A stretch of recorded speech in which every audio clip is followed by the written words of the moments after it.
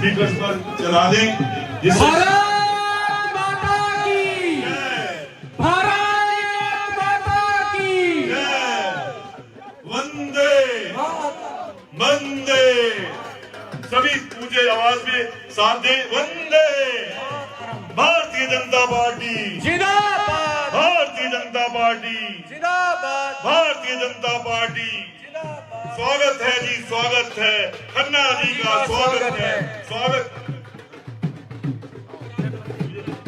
मन की बात करो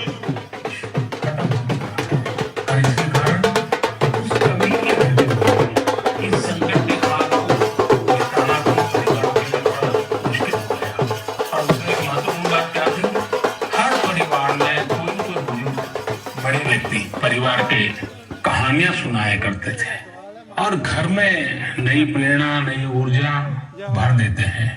हमें जरूर एहसास हुआ होगा कि हमारे पूर्वजों ने जो विधाएं बनाई थी वो आज भी कितनी महत्वपूर्ण है और जब नहीं होती है तो कितनी कमी महसूस होती है। ऐसी ही एक विधा जैसे मैंने कहा कहानी सुनाने की कला स्टोरी टेलिंग। साथियों कहानियों का इतिहास उतना ही पुराना है जितनी की मानव सभ्यता। Where there is a soul, there is a story। कहानियां लोगों के रचनात्मक और संवेदनशील पक्ष को सामने लाती है, उसे प्रकट करती है। कहानी की ताकत को महसूस करना हो तो जब कोई माँ अपने छोटे बच्चों को सुनाने के लिए या फिर उसे खाना खिलाने के लिए कहानी सुना रही होती है तब देखें। मैं अपने जीवन में बहुत लंबे अरसे तक एक परिव्राजक के रूप में रहा।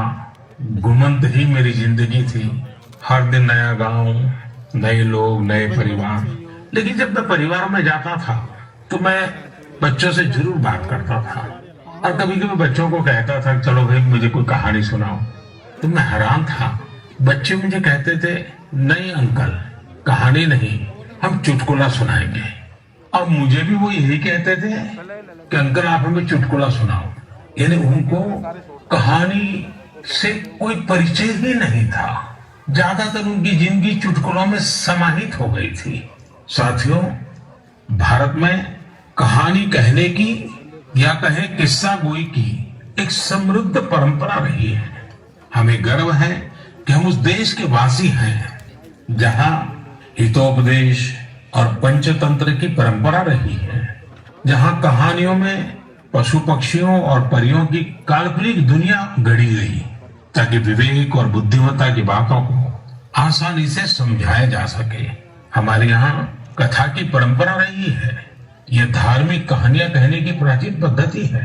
इसमें कथाकालक्षेपम भी शामिल रहा है। हमारे यहाँ तरह तरह की लोक कथाएं प्रचलित है। तमिलनाडु और केरल में कहानी सुनाने की बहुत ही रोचक पद्धति है। इसे विल्लू पाठ कहा जाता है। इसमें कहानी और संगीत का बहुत ही आकर्षक सामंजस्य होता है। भारत में कठपुतली की जीवन परंपरा भी रही है। इन दिनों साइंस और साइंस फिक्शन से जुड़ी कहानियां एवं कहानी कहने की विधा लोकप्रिय हो रही है। मैं देख रहा हूं कि कई लोग किस्सा गोई की कला को आगे बढ़ाने के लिए सराहनीय पहल कर रहे हैं। मुझे gaathastory.in जैसी वेबसाइट के बारे में जानकारी मिली जिसे अमर व्यास बाकी लोगों के साथ मिलकर चलाते हैं। अमर व्यास IIM अहमदाबाद से MBA करने के बाद विदेशों में चले गए, फिर वापिस आए। इस समय बेंगलुरु में रहते हैं और समय निकालकर कहानियों से जुड़ा इस प्रकार का रोचक कार्य कर रहे हैं। कई ऐसे प्रयास भी हैं जो ग्रामीण भारत की कहानियों को खूब प्रचलित कर रहे हैं। वैशाली व्यवहारे देश पांडे जैसे कई लोग हैं जो इसे ज्यादा से ज्यादा करिए सर, क्योंकि मराठी में भी लोकप्रिय बना रहे हैं। चेन्नई की श्री विद्या वीर राघवन भी हमारी संस्कृति से जुड़ी कहानियों को प्रचारित प्रसारित करने में जुटी है। वहीं कथालय और the Indian story telling network नाम की 2 वेबसाइट भी इस क्षेत्र में जबरदस्त कार्य कर रही हैं। गीता रामानुजम ने कथालय.org में कहानियों को केंद्रित किया है। वहीं the Indian story telling network के जरिए भी अलग अलग शहरों के स्टोरी टेलर्स का नेटवर्क तैयार किया जा रहा है। बेंगलुरु में एक विक्रम सिंघर है जो बापू से जुड़ी कहानियों को लेकर बहुत उत्साहित है। और भी कई लोग इस क्षेत्र में काम कर रहे होंगे। आप जरूर उनके बारे में सोशल मीडिया पर शेयर करें। आज हमारे साथ बेंगलुरु स्टोरी टेलिंग सोसाइटी की बहन अपर्णा अथरे और अन्य सदस्य जुड़े हैं।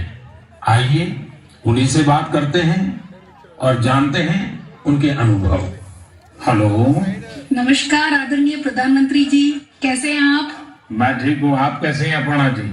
बिल्कुल बढ़िया सर जी। सबसे पहले मैं बैंगलोर स्टोरी टेलिंग सोसाइटी की ओर से धन्यवाद देना चाहती हूँ कि आपने हमारे जैसे कलाकारों को इस मंच पे बुलाया है और बात कर रहे हैं। और मैंने सुना है कि आज तो शायद आपकी पूरी टीम भी आपके साथ बैठी हुई है। जी जी बिल्कुल बिल्कुल सर। तो अच्छा होगा कि आपकी टीम का परिचय करवा दें ताकि मन की बात के जो श्रोता है उनको परिचय हो जाए कि आप लोग कैसा बड़ा अभियान चला रहे हैं। सर, मैं अपर्णा अत्रेया हूँ। मैं 2 बच्चों की माँ हूँ, एक भारतीय वायुसेना के अफसर की बीवी हूँ और एक पैशनेट स्टोरी टेलर हूँ सर। स्टोरी टेलिंग की शुरुआत 15 साल पहले हुई थी जब मैं सॉफ्टवेयर इंडस्ट्री में काम कर रही थी। तब मैं CSR प्रोजेक्ट्स में वॉलंटरी काम करने के लिए जब गई थी तब हजारों बच्चों को कहानियों के माध्यम से शिक्षा देने के मौका मिला। और ये कहानी जो मैं बता रही थी वो अपनी दादी माँ से सुनी थी, लेकिन जब कहानी सुनने वक्त मैं जो खुशी उन बच्चों में देखा, मैं क्या बोलूं आपको, कितनी मुस्कुराहट थी, कितनी खुशी थी। तो उसी समय मैंने तय किया कि स्टोरी टेलिंग मेरे जीवन का एक लक्ष्य होगा सर। आपकी टीम में और कौन है वहाँ? मेरे साथ हैं शैलजा संपत। नमस्कार सर। नमस्ते जी। मैं शैलजा संपत बात कर रही हूँ। मैं तो पहले टीचर थी, उसके बाद जब मेरे बच्चे बड़े हुए तब मैंने थिएटर में काम शुरू किया और फाइनली कहानियों को सुनाने में सबसे ज्यादा संतृप्त मिला। धन्यवाद। मेरे साथ सौम्या है। नमस्कार सर। नमस्ते जी। मैं हूँ सौम्या श्रीनिवासन। मैं एक साइकोलॉजिस्ट हूँ। मैं जो काम करती हूँ बच्चों बड़े लोगों के साथ, उसमें मैं कहानियों के द्वारा मनुष्य के नव रसाओं को जगाने में कोशिश करती हूँ और उसके साथ चर्चे भी करती हूँ। यह मेरी लक्ष्य है, healing and transformative story telling. नमस्ते सर। नमस्ते जी। मेरा नाम अपर्णा जयशंकर है। वैसे तो मेरी सौभाग्य है कि मैं अपनी नाना नानी और दादी के साथ इस देश के विभिन्न भागों में पली हूँ, इसीलिए रामायण, पुराणों और गीता की कहानियां मुझे विरासत में हर रात को मिलती थी। और बैंगलोर स्टोरी टेलिंग सोसाइटी जैसी संस्था है तो मुझे तो स्टोरी टेलर बनना ही था। मेरे साथ मेरे साथी लावण्या प्रसाद है। लावण्या जी नमस्ते। नमस्ते sir. I am an electrical engineer turned professional storyteller. Sir, I grew up listening to stories from my grandfather. I work with senior citizens in my special project called Roots, where I help them document their life stories for their families. Lavanya ji आपको बहुत बधाई। और जैसा आपने कहा, मैंने भी एक बार मन की बात में सबको कहा था कि आप परिवार में अपने दादा दादी नाना नानी है तो उनसे उनकी बचपन की कहानियां पूछिए और उसको टैप कर लीजिए, रिकॉर्ड कर लीजिए, बहुत काम आएगा, ये मैंने कहा था। लेकिन मुझे अच्छा लगा कि एक तो आप सबने जो परिचय दिया अपना, उसमें भी आपकी कला, आपकी कम्युनिकेशन स्किल और बहुत ही कम शब्दों में बहुत ही बढ़िया ढंग से अपना अपना परिचय करवा, इसलिए भी मैं आपको बधाई देता हूँ। Thank you sir, thank you. अब जो हमारे श्रोता लोग हैं मन की बात के, उनका भी मन करता होगा कहानी सुनने का। क्या मैं आपको रिक्वेस्ट कर सकता हूँ, एक तो कहानी सुनाएं आप लोग? जी बिल्कुल, ये तो हमारा सौभाग्य है जी। चलिए चलिए सुनते हैं कहानी एक राजा की। राजा का नाम था कृष्णदेवराय और राज्य का नाम था विजयनगर। अब राजा हमारे थे तो बड़े गुणवान, अगर उनमें कोई खोट बतानी ही था तो वो था उनका अधिक प्रेम अपने मंत्री तेनालीरामा की ओर और दूसरा भोजन की ओर। राजा जी हर दिन दोपहर के भोजन के लिए बड़े आस से बैठते थे कि आज कुछ अच्छा बना होगा और हर दिन उनके बावर्ची उन्हें वही बेजान सब्जियां खिलाते थे। तुरई, लौकी, कद्दू, टिंडा। उफ। ऐसे ही एक दिन राजा ने खाते खाते गुस्से में थाली फेंक दिया और अपने बावर्ची को आदेश दिया, या तो कल कोई दूसरा स्वादिष्ट सब्जी बनाना या फिर कल मैं तुम्हें सूली पे चढ़ा दूंगा। बावर्ची बेचारा डर गया। अब नई सब्जी के लिए वो कहाँ जाए? बावर्ची भागा भागा चला सीधे तेनालीरामा के पास और उसे पूरी कहानी सुनाई। सुनकर तेनालीरामा ने बावर्ची को उपाय दिया। अगले दिन राजा दोपहर के भोजन के लिए आए और बावर्ची को आवाज दी, आज कुछ नया स्वादिष्ट बना है या मैं सूली तैयार कर दूं? डरे हुए बावर्ची ने झटपट से थाली सजाया और राजा के लिए गर्मा गर्म खाना परोसा। थाली में नई सब्जी थी। राजा उत्साहित हुए और थोड़ी सी सब्जी चखे। वाह, क्या सब्जी थी! न तुरई की तरह फीकी थी, न कद्दू की तरह मीठी थी। बावर्ची ने जो भी मसाला भून के कूट के डाला था, सब अच्छी तरह से चढ़ी थी। उंगलियां चाटते हुए संतुष्ट राजा ने बावर्ची को बुलाया और पूछा कि ये कौन सी सब्जी है, इसका नाम क्या है? जैसे सिखाया गया था वैसे ही बावर्ची ने उत्तर दिया, महाराज, ये मुकुटधारी बैंगन है। प्रभु, ठीक आप ही की तरह यह भी सब्जियों का राजा है और इसीलिए बाकी सब्जियों ने बैंगन को मुकुट पहनाया। राजा खुश हुए और घोषित किए, आज से हम यही मुकुटधारी बैंगन खाएंगे और सिर्फ हम ही नहीं, हमारे राज्य में भी सिर्फ बैंगन ही बनेगा और कोई सब्जी नहीं बनेगी। राजा और प्रजा दोनों खुश थे। यानी पहले पहले तो सब खुश थे कि उन्हें नई सब्जी मिली है, लेकिन जैसे ही दिन बढ़ते गए सुर थोड़ा कम होता गया। एक घर में बैंगन भरता तो दूसरे के घर में बैंगन भाजा, एक के यहाँ कत्ते का सांभर तो दूसरे के यहाँ वांगी भात। एक ही बैंगन बेचारा कितना रूप धारण करे।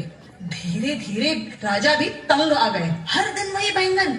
और एक दिन ऐसे आया कि राजा ने बावर्ची को बुलाया और खूब डांटा, तुमसे किसने कहा कि बैंगन के सर में मुकुट है? इस राज्य में अब से कोई बैंगन नहीं खाएगा। कल से बाकी कोई भी सब्जी बनाना, लेकिन बैंगन मत बनाना। जैसे आपकी आज्ञा महाराज, कह के बावर्ची सीधा गया तेनालीरामा के पास।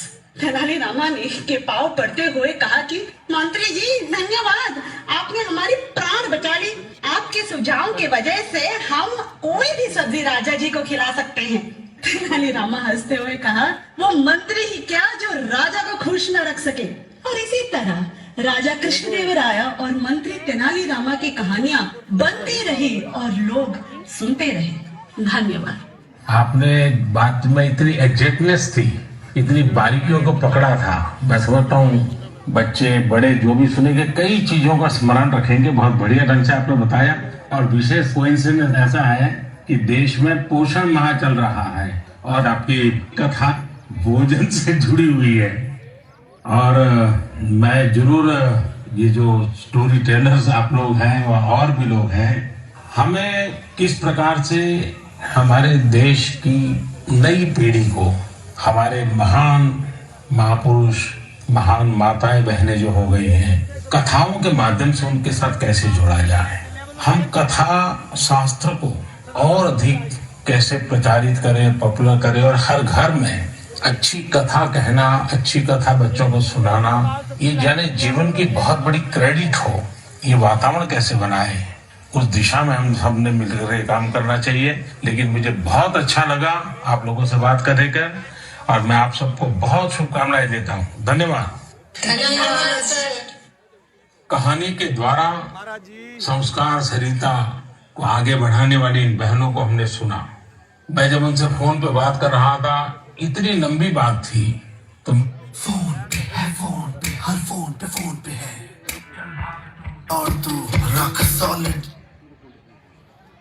कि मन की बात के समय की सीमा है, तो मेरे उनसे जो बातें हुई है वो सारी बातें मैं मेरे नरेंद्र मोदी ऐप पर अपलोड करूंगा। पूरी कथाएं जरूर वहां सुनिए। अभी मन की बात में तो मैंने उसका बहुत छोटा सा अंश ही आपके सामने प्रस्तुत किया है।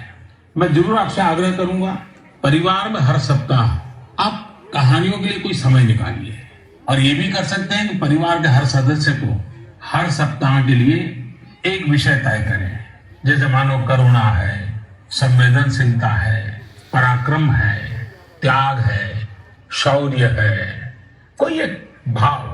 और परिवार के सभी सदस्य उस सप्ताह एक ही विषय पर सबके सब लोग कहानी ढूंढेंगे और परिवार के सब मिलकर के एक एक कहानी कहेंगे। आप देखिए परिवार में कितना बड़ा खजाना हो जाएगा, रिसर्च का कितना बढ़िया काम हो जाएगा, हर किसी को कितना आनंद आएगा और परिवार में एक नई प्राण, नई ऊर्जा आएगी। उसी प्रकार से हम एक काम और भी कर सकते हैं। मैं कथा सुनाने वाले सबसे आग्रह करूंगा, हम आजादी के 75 वर्ष मनाने जा रहे हैं। क्या हम हमारी कथाओं में पूरे गुलामी के कालखंड की जितनी प्रेरक घटनाएं हैं उनको कथाओं में प्रचारित कर सकते हैं?